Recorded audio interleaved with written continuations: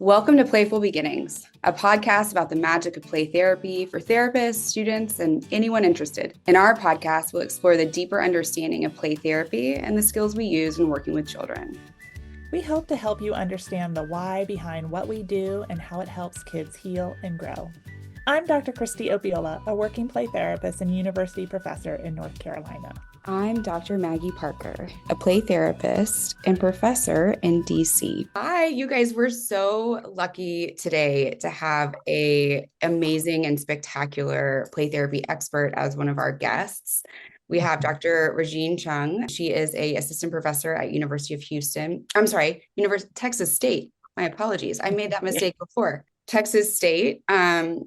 She is also a founding member of the board for Child-Centered Play Therapy International and a trustee of counselor education for the Association for Child and Adolescent Counseling, has published numerous studies on child-centered play therapy.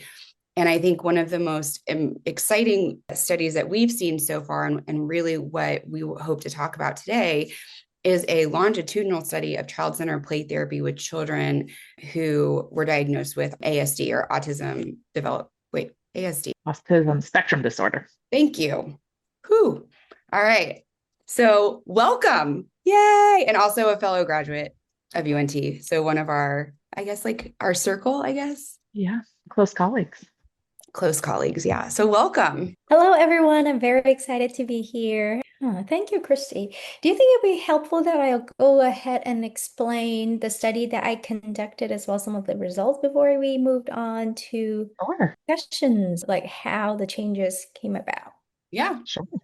Yeah, okay.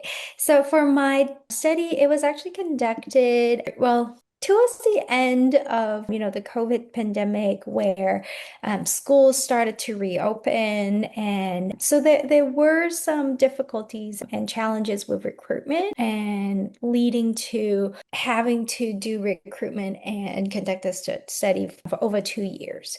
So during those 2 years, what I did was that I recruited autistic children, those who have either been diagnosed by a pediatrician or a psychiatrist or a mental health clinicians, or they have received assessment in the schools to receive autistic services. So altogether, initially I recruited over 20 students who were placed in schools and placed in an education setting with accommodations for autism services. And then eventually 19 students completed the studies. And these students are on average about 5 years old, and they were children who have various level of speech and language abilities. Many of them were non-speaking or minimally verbal. And then we have like one portion of the kiddos also were having cognitive or intellectual disabilities.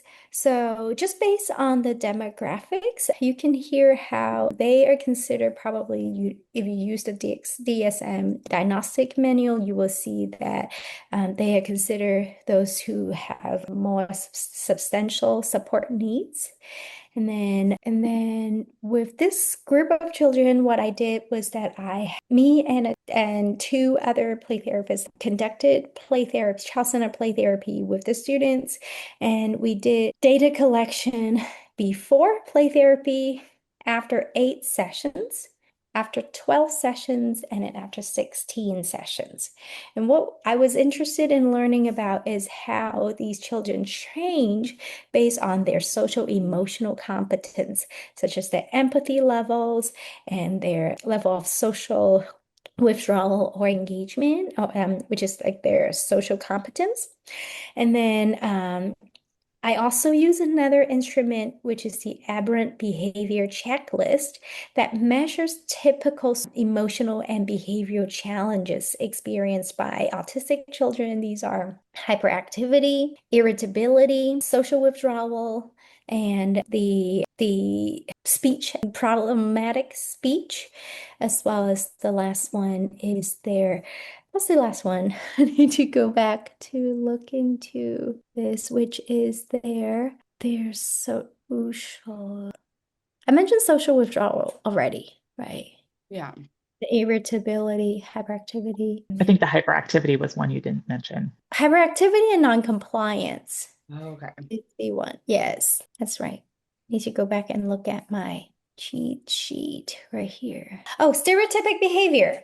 Because that is the one that didn't show significant changes, but I do have a theory behind why that wasn't decreased within my group. So altogether, these students, what we noticed was, and what was like the most important findings from the study is that when I measure the changes in all these like different areas, right? Well, first of all, after 16 sessions of CCPT, you see an overall improvement in the all of the aspects, meaning in terms of the strengths, social and emotional assets. We see an increase in those areas. And in terms of the behavioral and emotional challenges, we see a decrease overall along the several areas. And then another important finding is that when we look at when changes happen, so before play therapy, everyone was showing some clinical concerns, meaning if they were being placed in a clinical setting, they will be suggested intervention. Now, after 8 sessions, what we have found is that the most recognizable changes that teachers saw in the classroom is their improvement in the level of empathy, which Interesting.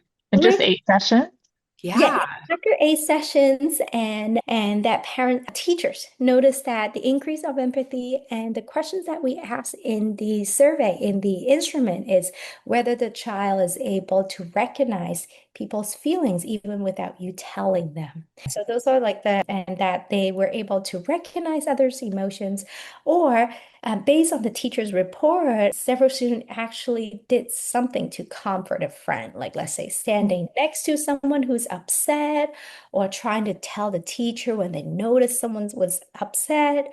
So those are indicators of the improvement in empathy. And then also an increase. And then after 12 sessions, the empathy level continued to increase. And then a more bigger changes that the teachers noted is there that the children decrease in their social withdrawal.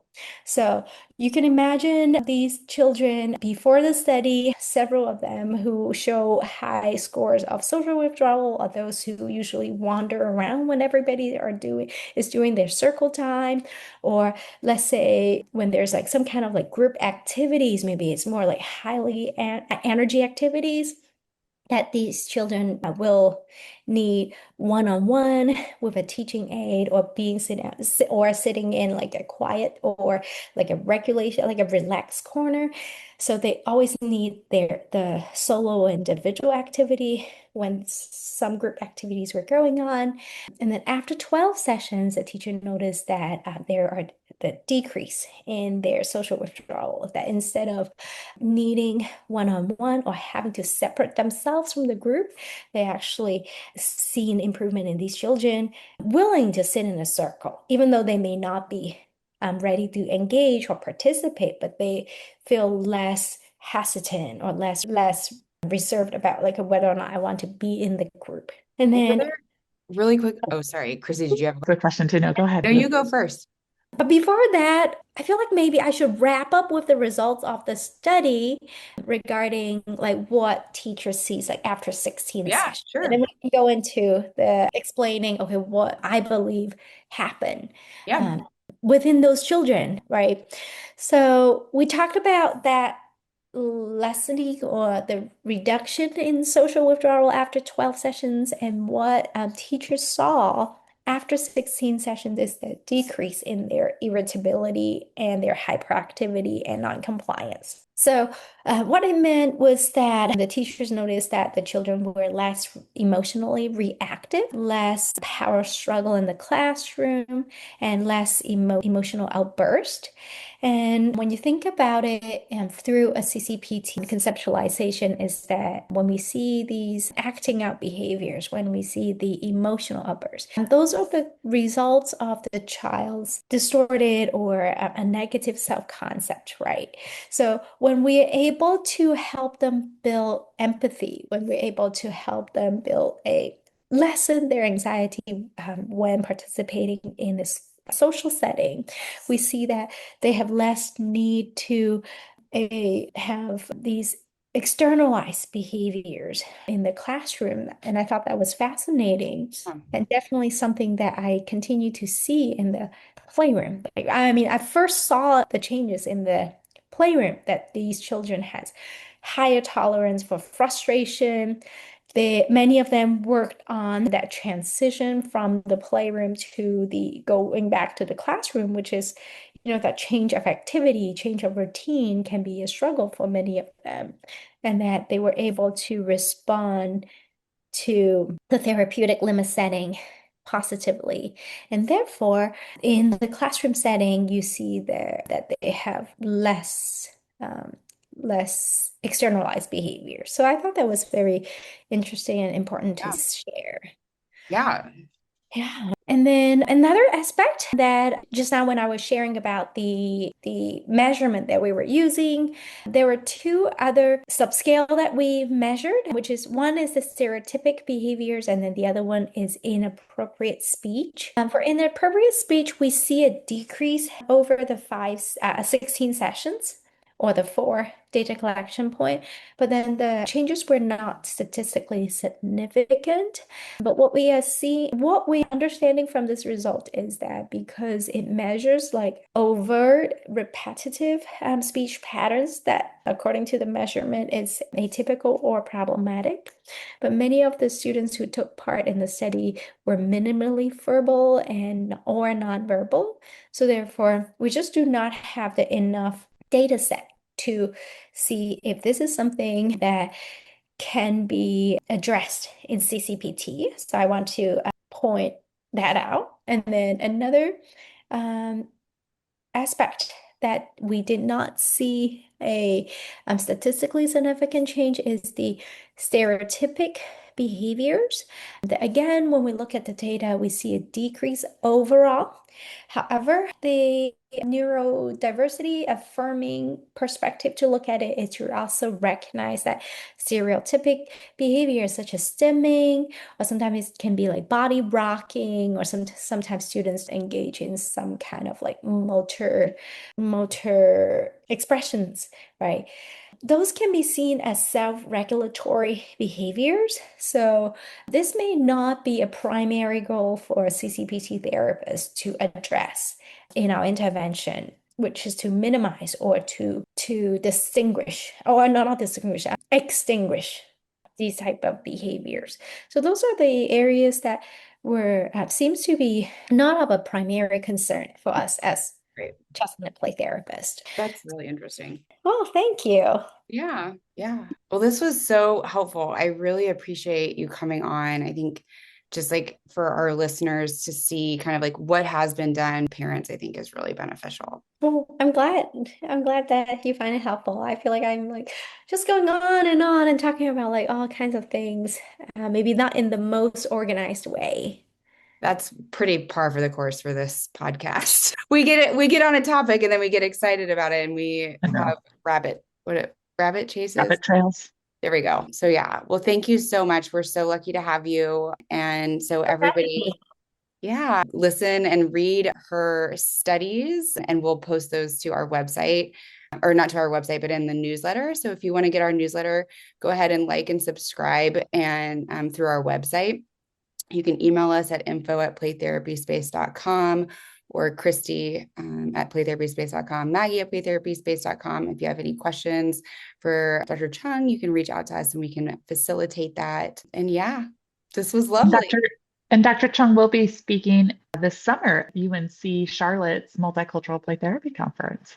So if you want a more in-depth exploration into play therapy with children on the autism spectrum disorder, come check us out. So, well, thank you so much. Thank you for having me. Bye.